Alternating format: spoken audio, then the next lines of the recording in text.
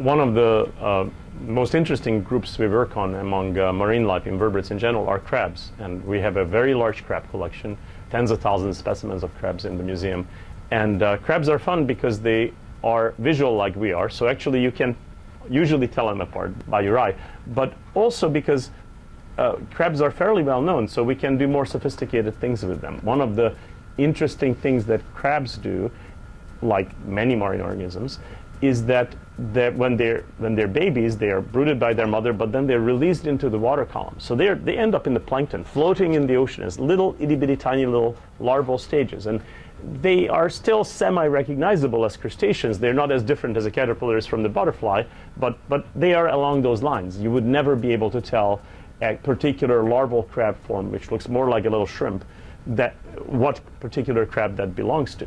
So one of the great things that you can do now with molecular biology, with DNA, is you can get DNA out of the larva, you can get DNA out of the adult, and match up the larva with the adult. If there's a perfect match, you know that that larva belongs to that adult. So we have done a lot of that kind of work.